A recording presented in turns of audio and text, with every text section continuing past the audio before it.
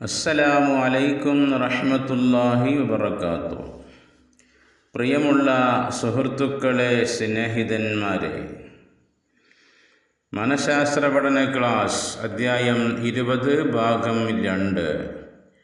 വിഷയം ടെൻഷൻ എങ്ങനെ മാറ്റിയെടുക്കാം, ടെൻഷൻ വരാതെ എങ്ങനെ ജീവിക്കാം എന്നുള്ളതാണ് നമ്മുടെ പാഠ്യവിഷയം. മനസ്സിലാക്കാൻ പടച്ച തമ്പുരാൻ തൗഫീഖ് നൽകി അനുഗ്രഹിക്കുമാറാവട്ടെ. ടെൻഷനാണ് വിഷയം.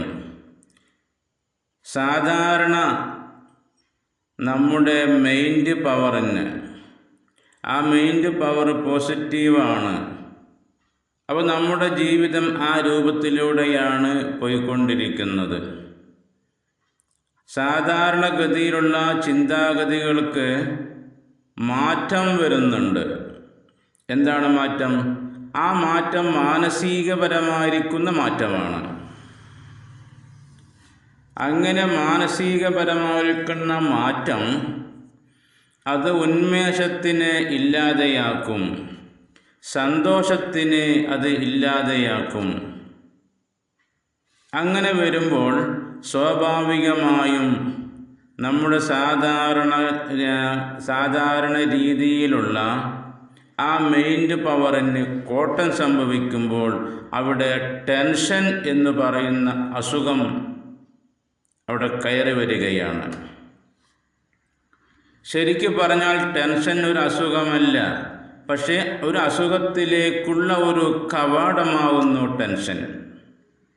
അപ്പോൾ ആ ടെൻഷനെ മാറ്റിയെടുക്കാൻ പറ്റുന്ന ചില ടിപ്സുകളാണ് നാം 2ാമത്തെ ക്ലാസ്സിലൂടെ പറയാൻ ആഗ്രഹിക്കുന്നത്.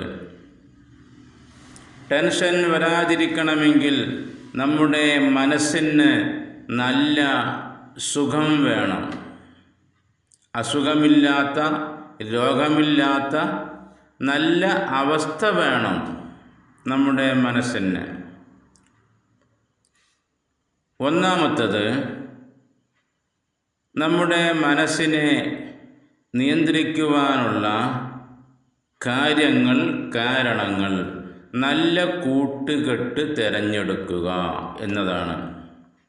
നമ്മുടെ കൂട്ടുകാർ നല്ലവരാണെങ്കിൽ ആ നല്ലവരായിരിക്കുന്ന കൂട്ടുകാരെ കൊണ്ട് നമുക്ക് ഗുണം കിട്ടുന്നുവെങ്കിൽ സ്വാഭാവികമായും ടെൻഷൻ എന്നുള്ള ഒരു വിഷയം അവിടെ ഉദിക്കുന്നില്ല. നേരെ മറിച്ച് ചതിയന്മാരാണ് കൂട്ടുകാർ എങ്കിൽ, നമ്മളെ മനസ്സിലാക്കാൻ പറ്റാത്തവരാണ് കൂട്ടുകാർ എങ്കിൽ അവിടെ നമുക്ക് പ്രശ്നങ്ങൾ ഉടലെടുക്കുന്നു. അപ്പോൾ നമ്മുടെ വിഷയങ്ങൾ മനസ്സിലാക്കി കണ്ടറിഞ്ഞ് നമ്മളെ കൂടെ കൂട്ടണം. അങ്ങനെയുള്ള നല്ല കൂട്ടുകാരെ തിരഞ്ഞെടുക്കുമ്പോൾ നമ്മുടെ മനസ്സിന് ഒരു പരിധിവരെ ടെൻഷൻ ഇല്ലാതെ പോകാൻ പറ്റും.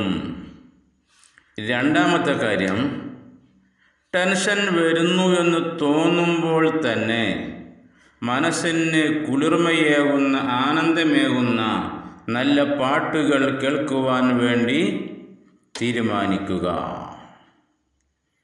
അതല്ലെങ്കിൽ ചില വ്യക്തികളുണ്ട്, അവർക്ക് വായനയായിരിക്കും താല്പര്യം. നോവലുകൾ, കഥകൾ, പൈങ്കിളിക്കഥകൾ, ഇങ്ങനെയൊക്കെയുള്ള വായന, അതും നമ്മുടെ ടെൻഷനെ ഒഴിവാക്കാൻ പറ്റും.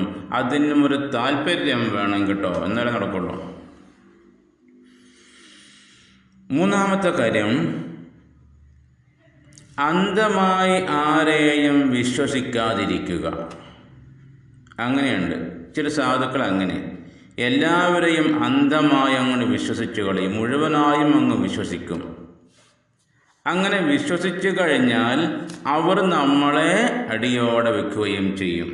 അപ്പോഴാണ് നമുക്ക് മനസ്സിലാവില്ല. അപ്പം അതുകൊണ്ട് ആദ്യം തന്നെ മനസ്സിലാക്കാനുള്ളത്, ആരെയും അന്ധമായി അനുകരിക്കുന്ന, അന്ധമായി വിശ്വസിക്കുന്ന ശീലങ്ങൾ ഒഴിവാക്കുക. അതോടൊപ്പം തന്നെ കൂട്ടി വായിക്കാനുള്ളത്, അടച്ചാക്ഷേപിക്കുന്ന ശീലവും നല്ലതല്ല.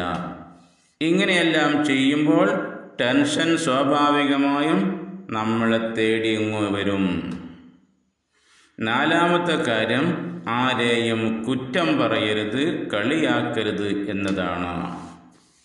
ഇതെല്ലാമാണ് ടെൻഷൻ വരാതെ ജീവിക്കുവാനുള്ള മാർഗമായിട്ട് നമുക്ക് പറയുവാനുള്ളത്. പടച്ച തമ്പുരാൻ അനുഗ്രഹിക്കുമാറാവട്ടെ. ആമീൻ യാ റബ്ബൽ ആലമീൻ. അസ്സലാമു അലൈക്കും.